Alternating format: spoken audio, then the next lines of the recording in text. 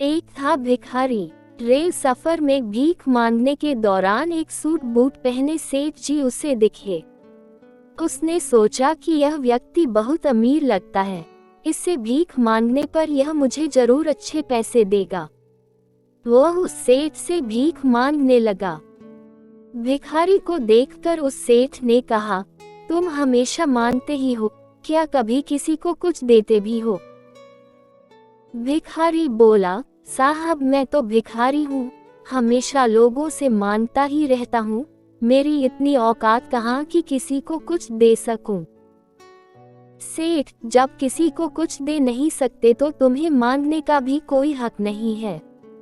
मैं एक व्यापारी हूँ और लेन देन में ही विश्वास करता हूँ। अगर तुम्हारे पास मुझे कुछ देने को हो तभी मैं तुम्हें बदले में कुछ दे सकता हूँ। तभी वह स्टेशन आ गया जहाँ पर उस सेठ को उतरना था। वह ट्रेन से उतरा और चला गया। इधर भिखारी सेठ की कही गई बात के बारे में सोचने लगा। सेठ के द्वारा कही गई बात उस भिखारी के दिल में उतर गई। वह सोचने लगा कि शायद मुझे भीख में अधिक पैसा इसीलिए नहीं मिलता क्योंकि मैं उसके बदले में किसी को कुछ दे नहीं पाता हूँ। लेकिन मैं तो भिखारी हूँ, किसी को कुछ देने लायक भी नहीं हूँ। लेकिन कब तक मैं लोगों को बिना कुछ दिए केवल मांगता ही रहूंगा? बहुत सोचने के बाद भिखारी ने निर्णय किया कि जो भी व्यक्ति उसे भीख देगा तो उसके बदले में वह भी उस व्यक्ति को कुछ जरूर देगा। लेकिन अब उसके दिमाग में ये प्रश्न चल रहा था कि वह खुद भिखारी है तो भीख के बदले में वह दूसरों को क्या दे सकता है। इस बात को सोचते हुए दिन भर गुजरा लेकिन उसे अपने प्रश्न का कोई उत्तर नहीं मिला। दूसरे दिन जब वह स्टेशन के पास बैठा हुआ था तभी उसकी नज़र कुछ फूलों पर पड़ी जो स्टेशन के आसपास के पौधों पर खिल रहे थे। उसने सोचा, क्यों न मैं लोगों को भीख के बदले कुछ फूल दे दिया करूं। उसको अपना यह विचार अच्छा लगा और उसने वहां से कुछ फूल तोड़ लिए। वह ट्रेन में भीख मांगने पहुंचा। जब भी कोई उसे भीख देता तो उसके बदले में वह भीख देने वाले को कुछ फूल दे देता। उन फूलों को लोग खुश होकर अपने पास रख लेते थे। अब भिखारी रोज फूल तोड़ता और भीख के बदले में उन फूलों को लोगों में बांट देता था। कुछ ही दिनों में उसने महसूस किया कि अब उसे बहुत अधिक लोग भीख देने लगे हैं। वह स्टेशन के पास के सभी फूलों को तोड़ लाता था। जब तक उसके पास फूल रहते थे तब तक उसे बहुत से लोग भीख देते थे। लेकिन जब फूल बांटते बांटते खत्म हो जाते तो उसे भीख भी नहीं मिलती थी। अब रोज ऐसा ही चलता रहा। एक दिन जब वह भीख मांग रहा था तो उसने देखा कि वही सेठ ट्रेन में बैठे हैं जिसकी वजह से उसे भीख के बदले फूल देने की प्रेरणा मिली थी।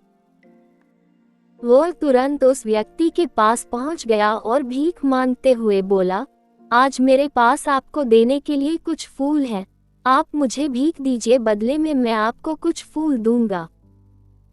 सेठ ने उसे भीख के रूप में कुछ पैसे दे दिए और भिखारी ने कुछ फूल उसे दे दिए। उस सेठ को ये बात बहुत पसंद आई। सेठ, वाह क्या बात है, आज तुम भी मेरी तरह एक व्यापारी बन गए हो। इतना कहकर फूल लेकर वह सेठ स्टेशन पर उतर गया। लेकिन उस सेठ द्वारा कही गई बात एक बार फिर से उस भिखारी के दिल में उतर गई। वह बार बार उस सेठ के द्वारा कही गई बात के बारे में सोचने लगा और बहुत खुश होने लगा। उसकी आंखें अब चमकने लगी। उसे लगने लगा कि अब उसके हाथ सफलता की वह चाबी लग गई है जिसके द्वारा वह अपने जीवन को बदल सकता है। वह तुरंत ट्रेन से नीचे उतरा और उत्साहित होकर बहुत तेज आवाज में ऊपर आसमान की ओर देखकर बोला, मैं भिखारी नहीं हूँ, मैं तो एक व्यापारी हूँ। मैं भी उस सेठ जैसा बन सकता हूँ, मैं भी अमीर बन सकता हूँ। लोगों ने उसे देखा तो सोचा कि शायद ये भिखारी पागल हो गया है। अगले दिन से वह भिखारी उस स्टेशन पर फिर कभी नहीं दिखा। एक वर्ष बाद इसी स्टेशन पर दो व्यक्ति सूट बूट पहने हुए यात्रा कर रहे थे। दोनों ने एक दूसरे को देखा तो उनमें से एक ने दूसरे को हाथ जोड़कर प्रणाम किया और कहा, क्या आपने मुझे पहचाना? सेठ, नहीं तो, शायद हम लोग पहली बार मिल रहे हैं। भिखारी, सेठ जी, आप याद कीजिए, हम पहली बार नहीं बल्कि तीसरी बार मिल रहे हैं। सेठ, मुझे याद नहीं आ रहा, वैसे हम पहले 2 बार कब मिले थे? अब पहला व्यक्ति मुस्कुराया और बोला, हम पहले भी 2 बार इसी ट्रेन में मिले थे। मैं वही भिखारी हूँ जिसको आपने पहली मुलाकात में बताया कि मुझे जीवन में क्या करना चाहिए और दूसरी मुलाकात में बताया कि मैं वास्तव में कौन हूँ। नतीजा यह निकला कि आज मैं फूलों का एक बहुत बड़ा व्यापारी हूँ और इसी व्यापार के काम से दूसरे शहर जा रहा हूँ। आपने मुझे पहली मुलाकात में प्रकृति का नियम बताया था, जिसके अनुसार हमें तभी कुछ मिलता है जब हम कुछ देते हैं। लेन देन का ये नियम वास्तव में काम करता है।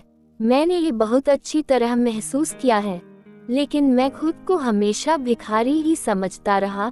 इससे ऊपर उठकर मैंने कभी सोचा ही नहीं था और जब आपसे मेरी दूसरी मुलाकात हुई तब आपने मुझे बताया कि मैं एक व्यापारी बन चुका हूँ।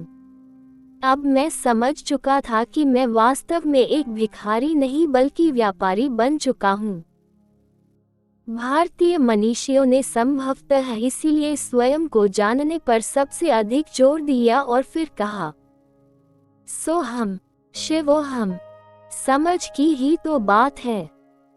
भिखारी ने स्वयं को जब तक भिखारी समझा वह भिखारी रहा। उसने स्वयं को व्यापारी मान लिया, व्यापारी बन गया। जिस दिन हम समझ लेंगे कि मैं कौन हूँ, अर्थात मैं भगवान का अंश हुए, फिर जानने समझने को रह ही क्या जाए।